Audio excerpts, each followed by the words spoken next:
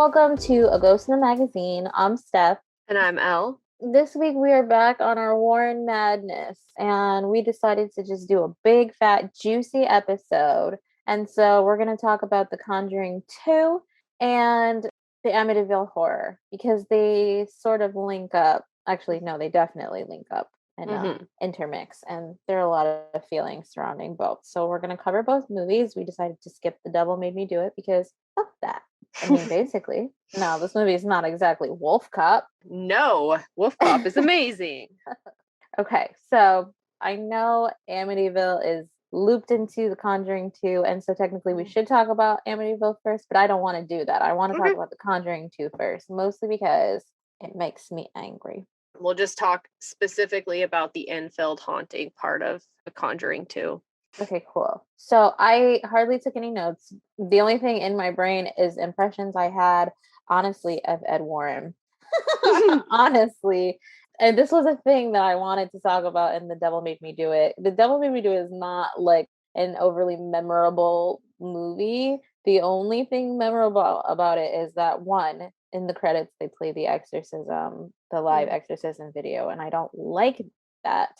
And the other thing is that was when I realized how hard they try to make Ed and Lorraine Warren appear to be like this perfect, beautiful couple. And that's part of their brand. I never noticed that before because I don't fuck with the romance. I'm like, yeah, they're married.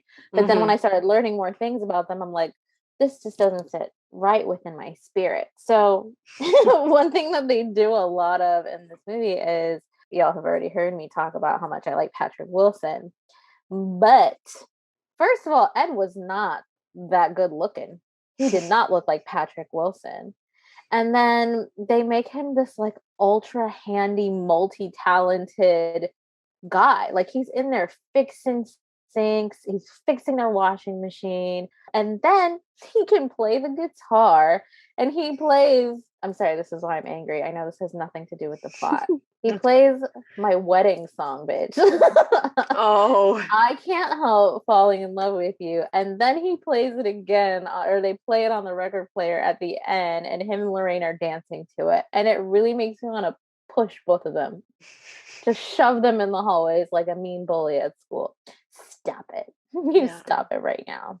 Well, it was true to an extent that Ed was a creative person, and I have big air quotes when I put that, out in the world, but he was a visual artist. And one of the problems I had with him is he had the opportunity to go to art school and he scoffed at it and was like, they can't teach me anything with their geometry and stuff. In fan fiction, they call it a Mary Sue, but that's really what this character becomes in this. And based on a real life person, especially a person that is as complex and controversial as Ed Warren, we get into yikes territory. But in the storytelling fashion, it's also just fucking uninteresting. Why do we need a Superman? Flawed characters are actually the way to create the interest and the tension and all of those great things that come from good storytelling. Not only is it borderline insulting knowing the history and the reality of who Ed Warren was, it's bad storytelling again, which this franchise, whatever it is, falls into frequently. Yeah. And okay, so getting into the plot of it a little bit, I know that you're super interested in the Enfield thing. I never really looked into it ever. Even though it's definitely something that I feel like I should have. But going off of this movie, it's a lot. And I don't like, I mean, you already know how I feel about possession, but when it's with children, it's especially scary to me. So a lot of things with this part. First of all, Ed and Lorraine Warren weren't very involved in the Enfield haunting. In fact, guy Leon Playfair, who was actually one of the lead investigators, was specifically left out of this movie. He felt like a slight, opting more for Morris Gross, who was somebody he was working with at the time. He criticized the fact that they were even making a Warren movie about this because they kind of came in at the tail end of the investigation and were there for a day. Had nothing to do with actually any of it. And none of this has anything to do with the actual Enfield haunting, except for there was children. It was a poltergeist. A poltergeist isn't a demon. No doubt Ed and Lorraine Warren would have tried to spin it that way, but poltergeist is typically PK phenomena that's coming from teenage, typically girls. The theory behind it is that there are these young girls that come into some kind of a power or a ability that they can't control, and they have all of these emotions that are very difficult, and they manifest physically in their environment, and it's not intelligent haunting. Yeah. And because of the element of it being a poltergeist, I wasn't super interested in this. I just knew a little bit because I'd read some books about poltergeists. But I will give the people credit, the writers, they built a bunch of shit up. It's all a bunch of bullshit. And that's okay because it's based on a true story, quote unquote. It's not a true story. They just took a lot of liberties. The old man that was the haunting. Yeah. This was actually like something that was part of the other investigations. Overall, anything involving the Warrens never happened. But was it entertaining? Okay, so honestly, I found it interesting. One of the main things I liked about this movie was that this scene right here.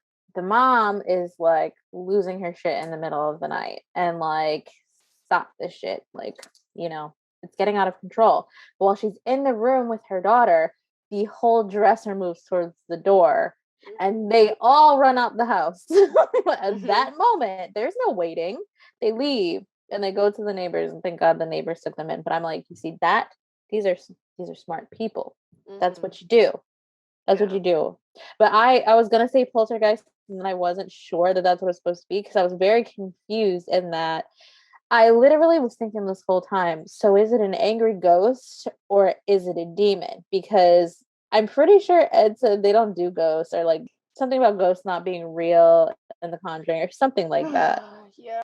I don't know enough. I'm not going to read The Demonologist. I'm not going to read Ed Warren's book. I don't want to know about his philosophies. I don't care. And that's saying something because I've read a lot of Aleister Crowley and I think he's a despicable human being, but Ed Warren is below my attention as a reader. I do know that the original case had a poltergeist. They were saying it was PK phenomena that was coming from Janet, likely. There was the addition of the ghost, which the most interesting poltergeist cases, they tend to be these ones where there's a haunting going on in tandem. And that makes sense. Like if somebody has like mediumistic power that's coming up, they're going to start interacting with other spiritual entities. I thought that it was interesting the way that they did it, the way that the demon was like using the ghost for a puppet. I don't dislike that idea storytelling wise. It's not something that I've like read too much of. I've read demonology from the Middle Ages. I've read more modern stuff, and the thought on it has definitely evolved. I think that Ed Warren's brain was stuck in the Middle Ages, and I don't find that super interesting in a modern perspective. But that's where they're writing from here. They're trying. They're making an attempt. They are. Okay, and I think so I don't like possession in children, but I do like the interesting element that they threw in there where she was caught faking the thing to get them to leave. I thought that was really clever. And then here's where they lose me again. Lorraine has this vision of Ed dying, okay? This wicked sharp tree stump going through his chest like he's in fucking battle, right? And he says something to comfort her, like, if God's showing this to you, like it's God's will or whatever. But no, nobody, not even devoutes are gonna think that way. So then in the end, Lorraine sees the tree stump. She's like, oh no. And then she saves the day or whatever. But I don't like that. I'm not saying like let Ed die on a fucking spike. That's not what I'm saying necessarily. But it gives her, just like he has that Superman element, it gives her this superwoman element to defy death and I can change the future. That's normally not how that works. There's a couple of things there. first, the faking it thing, that was actually something that was taken from the original case files. They found out that she was faking it. It was a clever way for the writers to twist it and make the story interesting. I will say that. I will give them kudos for that. As far as the visions, and then we're gonna have to talk. We're gonna have to have another talk after this about Valak. Is that what we're calling her? V Money. V Money. Okay, that is an actual demon, and they I did know. take it from The the Lesser Lesser Keys Key of of Solomon. Solomon. And the thing Like about P that, Money. okay, so this is the thing about this. That means that one of these writers read a book, and not just a woo-woo Christian only book, and that makes me think that some of this stuff is insidious on purpose, like they're really trying to fuck with actual people with different traditions, and I don't like that. The predeterminism, that's a very Calvinistic thing, to that idea, like what Ed said, like, oh, if it's meant to be, it's meant to be, it'll happen if it happens, maybe it's God's will, blah blah. Your Ed impression is amazing. I just need you to know that. Versus the idea, and this is what Lorraine is embodying when we're looking at this, is the idea of like the reason why there is these gifts that people have, divination, is the future isn't set in stone. We're given these shout outs from the universe, however you want to call it, communications to make better choices going forward and stuff. So she was warned in advance. I don't know that it plays in the way that they think it does writing wise, though. It's not very poignant. There's no message there. And there was a real good to show me what the hell I'm talking about, because I'm just an idiot. But they had a chance there. They didn't take it. That's disappointing. But, no, they just use it to perpetuate this love story that's unnecessary. Well, the power of love can save my husband from horrible death.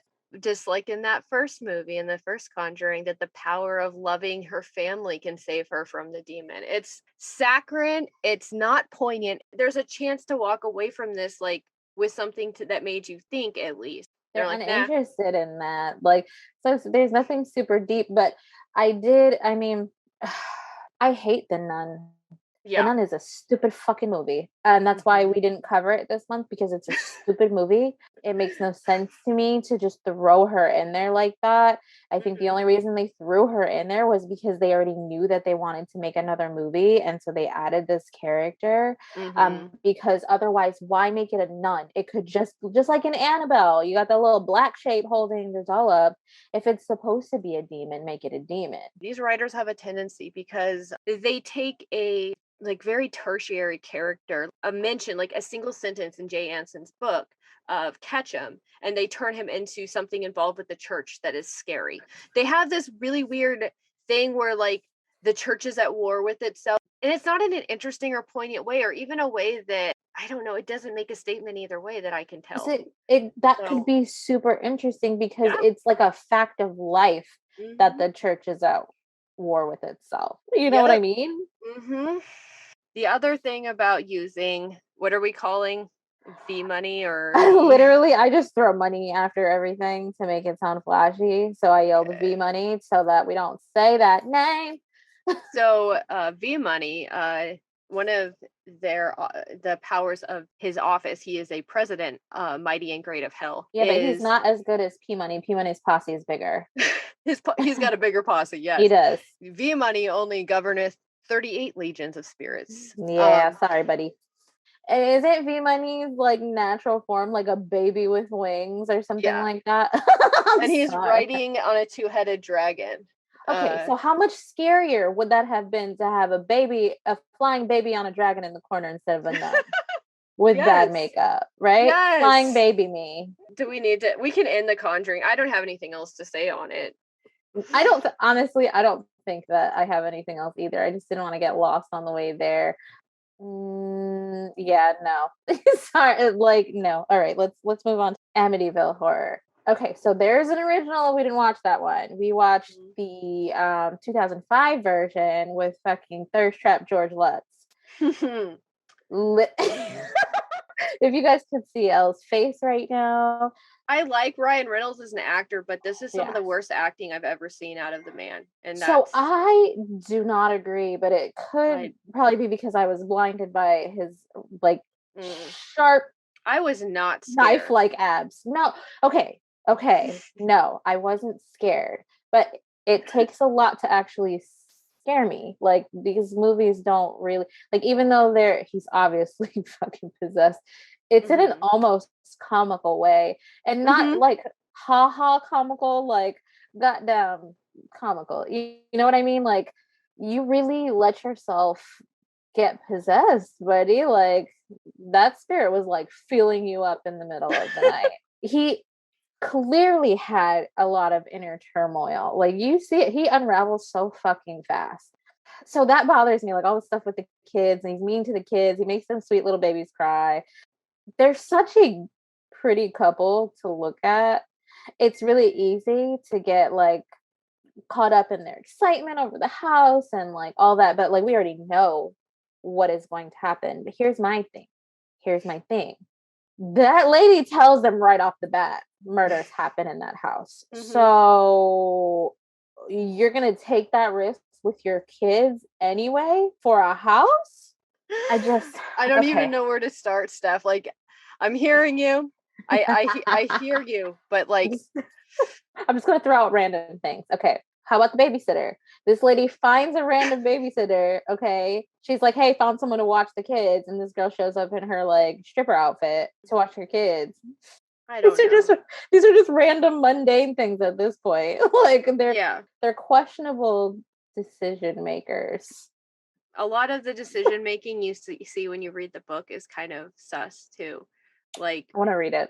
It does seem like, according to and these are accounts that they gave, that the writer Jay Anson had taken down and like compiled later on, and he actually admitted that it was a hoax. A lot of it was overbaked. I thought it was the Lutzes, but it was actually Jay Anson and then DeFeo's lawyer that had come forward. Oh, I thought the Lutz family was involved in that. You know, I swear that I read an article a few years ago that said that Kathy Lutz had said on her deathbed that it was a fake. Yeah. I can't find it now. I looked everywhere. I deep searched because that was what set me off when I originally was upset, because the 70s movie I really loved. And I think maybe that's why I'm so critical of Ryan Reynolds, is I really did like the way that character was played by whoever that old hairy guy was scary.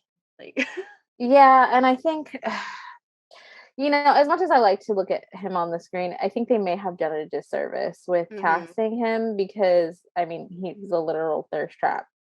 Well, I also think maybe knowing him from other movies and like expecting a punchline after all of his seriousness might have been part of it. Well, okay, so when I saw this movie, I wasn't thinking about him in anything else, because there hadn't really been anything else yet. But when I saw this, so I was thinking more like Blade. Like his character in Blade was not. Oh, I don't remember. Yeah, I don't remember. I think it was Blade. I think it was Blade Trinity, honestly. But I definitely seen that first. I thought of Waiting, and I thought of I forget he's in Waiting. Deadpool, and that's those were the two where I was like, you can't think about him as Deadpool and then in anything else. It doesn't work. So I try to scrub Deadpool. I wasn't thinking about Deadpool at all when I was watching this, but everybody knows what I was thinking of. I like the descent into madness thing, but because it was so fast, I think that part was scary. But also, as a person who struggles with mental illness, that's why it's scary to me, because, you know, I think we've said it before, like, talked about like the holes in your heart, like how unwanted spirits can get into people by like letting doorways. That's a good way to be mentally unstable and like faking it till you make it, which is kind of what it seemed like he was doing, because he just really wanted to embody that I can be a father to your 3 kids kind of thing, and he was probably holding a lot. That's something both movies and the book, true story, whatever, is consistent with. These are people that were going through a lot of psychological issues, and that's why it's particularly grotesque the way that the Warrens got in there and exploited the situation. I actually read an article by like somebody was interviewing one of their sons, and the one thing that both the movies got wrong and the book got wrong. The book is what I used to go back and like check against and see what the writers were doing. And everything across the board was like, they're not interested in the occult. These are just like good Catholic folks that the book was like, they were friends with the priest beforehand. He was somebody that knew the family that came in, which I don't think they lean on that too much. And the priest's whole like trial is a lot more prevalent in the book. It's like written as a secondary viewpoint.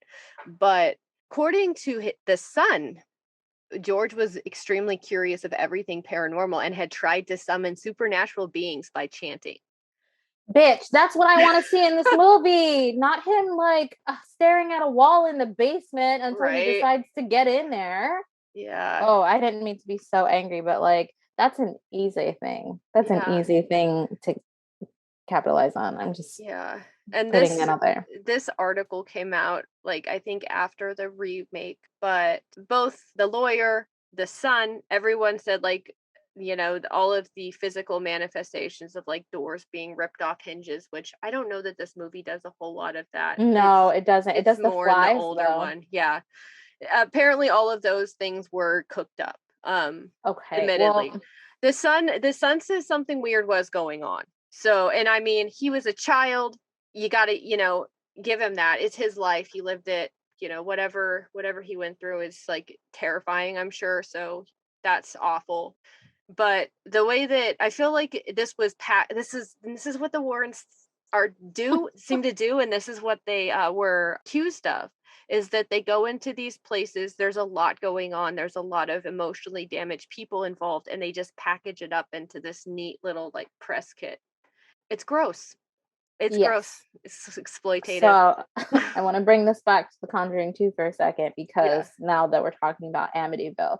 So that Conjuring 2 starts with them talking about Amityville, okay? Mm-hmm. And how they were there and whatever. But the thing that upsets me the most, knowing it's a fucking hoax, they literally have this whole scene where Ed and Lorraine are doing an interview and they're talking about how it's a hoax, and Ed is dying on the hill that that's just not true.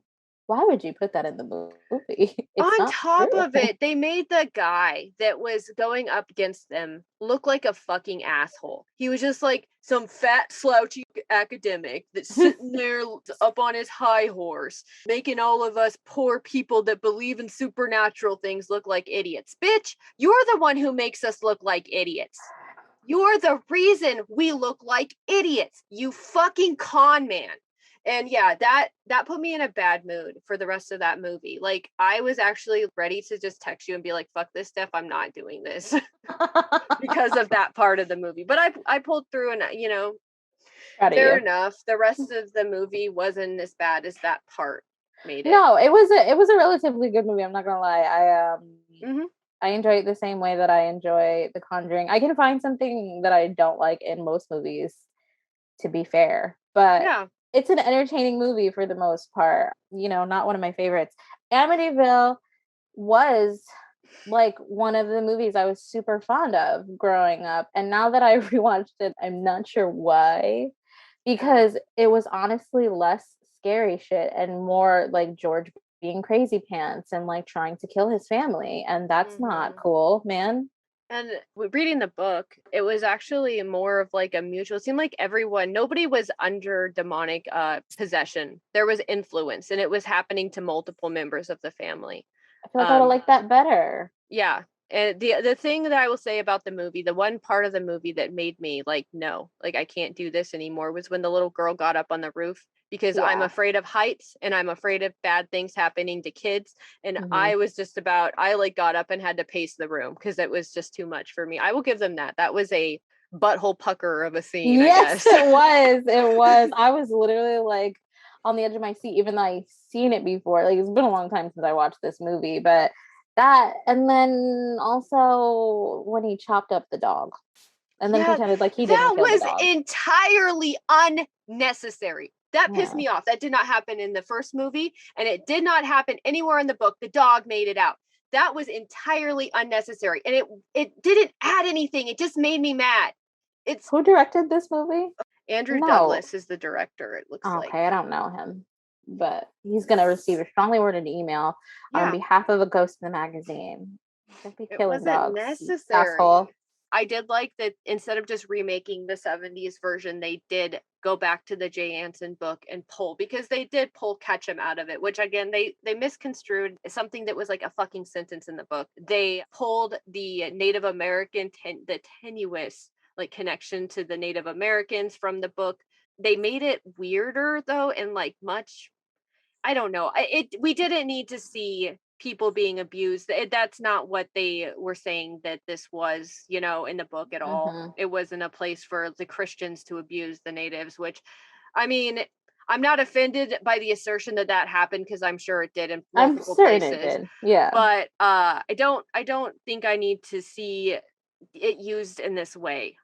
It felt like it felt cheap, and they never really went back to it. It was a Yeah. passing thing like it was in the book, but it seemed very cheap and emotionally manipulative in a movie that had no goodwill for me, for my emotions. So Yes, it did seem like a cheap shot, and it feels like if you're going to do that, go the distance. You say know, it seems something with like, it. yeah, because I mean, she went searching in the library and Hmm. she found a whole fucking book about it. There's a whole book in a library about something that happened in your house in a smallish town.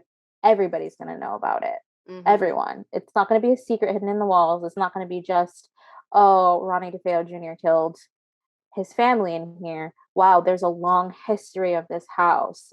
Yeah. People would know. The priests would know. They would know, Hmm. and they would bring it up. The other thing I don't like about this movie is that they conflated Jodie, who was a spirit Mm. in the book and the original movie, into a member of the DeFeo family. And I feel like to some extent, Oh, like as an adult coming back to this, I'm really grossed out by the fact that these people were brutally murdered by their family member. And then we have like layer and layer of folklore upon it without like any respect. Like they didn't even get this is where they didn't get the kids' names right at all. And I felt like it was super fucking disrespectful to real life victims. And yes, you can't just do that. Like, you have to take care when, if you're going to do based on a true story shit, like, you need to respect the memory of people who really existed, and especially like children yeah, being murdered. You can't just do whatever you want to do. It's icky. yeah, it's like misery porn. Ugh. That's what it became, and I realize now that the book and the original movie are problematic too. As an adult, I realize it's not appropriate. It was a, but again, this was the thing that the Warrens and the Lutzes decided was a good idea to package and sell to the media, and it's gross. It's fucking gross, because George Lutz was in some big financial problems. He had the IRS breathing down his throat. He ended up selling his company eventually. At the same time, like I don't feel bad at all for his financial problems. This bitch had 2 boats. I am Right? I am L no boats Francis, okay? Over here, I have no boats. I am a person who has no means. He could have sold his fucking boats and paid his fucking taxes. And I I feel don't. like a lot of this was motivated by the Lutz's financial problems. I have no proof. It's all speculation, but that's all we've got now. Yeah, but financial issues can turn people crazy because Mhm, unfortunately, this absolutely. world, you need money to have any semblance of life. And as a Mhm. person who doesn't have a whole lot of it, I get it. Yep. I totally get it. But at the same time, and this is personal, I don't respect men who don't pay their taxes. Bitch has 2 boats. Sell your fucking boats, bitch. Easy. Fucking George. Yeah. George is the new Michael. The George is cursed name. it's the cursed name. Fuck Michael. It was a day of uncomfortableness going through these movies. So I know it wasn't particularly enjoyable to me. I mean, I know I'm sitting here with a swollen face, but the next movie that we choose to do, I need to have a good time. We roasted the fuck out of the Warrens. I think that everyone knows where we stand on this subject. Good. And formulate your own opinions, but we're just sharing what's on the internet. So if it's on the internet, it's true. I think that when I start having a problem is there's 2 parts to this. The first part is just not giving a shit who you hurt when you go in and get into these cases, and you're hurting people that are mentally fucking damaged. You're dragging the names of victims through the dirt. You're just like demonizing entire fucking traditions you know nothing about or don't care to know anything about. You don't care to learn anything outside your bubble. That lack of curiosity is also a huge yikes for me, bro. But the other part to it is the way that they tried to like lionize him in these movies, in this franchise. Both of them, they try to lionize them, make them into like some big warriors for the truth. These people didn't give a flying fuck about the truth. They could have made these movies just as successful by removing that, like wipe the veneer off of Ed and Lorraine. I think maybe portraying them more as the way that they were would have done them a better favor. Yeah, honestly, because these are horror movies. They're about also, demons. Having flawed characters is important to storytelling. And again, that's how people are. That's how people. No marriage is perfect. It doesn't matter. No Christian marriage is perfect. That's just a fact. I cannot tell you when I got married. I got 3 books on how to make your marriage last and like prayers for your husband and things like that. Look, a bitch is divorced. So you know what I mean? Like no situation is perfect, okay? I feel like they're perpetuating this thing like God will keep you together, but even if you have that, you're both devout, you both go to church, that's not the only element here. Just like love is not enough to keep 2 people together just by loving each other. You have to be able to communicate. You know, you have to know each other's love languages. Why are they not teaching that in the fucking marriage counselings and things like that? I even think to some extent for that ideal that Ed and Lorraine's actual story is maybe more compelling just because they didn't have a perfect marriage. It seems like it was, they had and that to would work help on make them things. that would make them more relatable, even though they're like set. I was gonna say something so rude. Even though they are imperfect. Not sacks of shit. That's not what I was gonna say. Well, that's understandable. I mean, and that's the thing too. My hardline view of all of this is tempered on the fact that I have been looking into this for years and I'm annoyed with it. These are human beings that I would definitely have empathy and compassion for if I had known them in real life or whatever. Like, have empathy and compassion for their struggles when they were alive. That's any suffering they went through. But I'm over it. I'm tired. So I think it's a good idea to put a cap on it, and you will not be seeing any more movies in 2022 from us unless they put out something new, which I don't think they're doing. We have to circle back to The Devil Made Me Do It when I can rent it, but I think we should leave that for 31 Days of Horror. I don't think it needs a full. It doesn't. There's nothing in it to talk about for that long. I promise you. We are going to do a possession month though, and that will not be in it, unfortunately. And so, like, buckle up, kids, because I'm going to rewatch The Exorcist, and you're not going to want to miss that episode. I promise. I gotta read that book before then. So. Oh, the book is good. The book is top. And I'll say this now, even though it's irrelevant to this episode, but there is a whole like side story about Black Mass in there that I don't know if it's in the movie because I refuse to rewatch it, but I thought it was extra terrifying. But it's a good book, and it helped me digest my fears around the movie because I know I've said this before and I don't care. That line between mental illness and possession, and why I admire Father Karras so much is because he took great care with that. And he's like, no, we really need to make sure that she's not suffering from mental illness. It's very important, you know. And then that's another thing actually in The Conjuring too, when Janet was, I keep wanting to say, damn it, Janet. When Janet was found to be faking it, Ed was like, you know, we want to help, but the church will take one look at that tape and not want to help. But they'd be so quick to just throw an exorcism together. And then you have movies like The Unborn when we watched that, and not a single fucking thing was derailing this Dybbuk. Like, no thrown together exorcism, like, you can't do that. Like you sorry, Christians don't want to hear that, but like you have to ground yourself and make sure you're like right with the Lord before you go try and snatching demons out of people. There's actually like ritual preparation that the Catholics do. Yeah. So, and it's a lot, sorry for people who don't want to hear it, but it's a lot like witchcraft. You have to prepare yourself and your tools.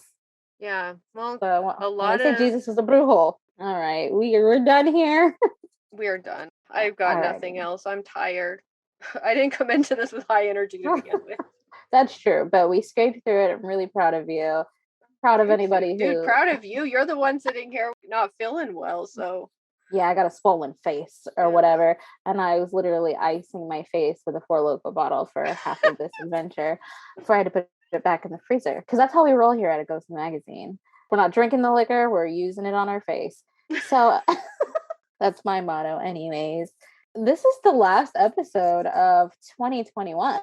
Next week, due to the holidays, we're not going to have an episode, and you'll just have to wait 2 weeks for the next one. But that's okay because you're patient babies. And yeah, we need a week off. So I could not tell you what the next movie is going to be. I guess you'll just have to stay tuned to find out. But in the meantime, you can follow this podcast on Twitter at GITM Podcast. You can follow me on Twitter at WitchXPudding. And you can follow me at Nocturnical. Okay, bye. Happy New Year.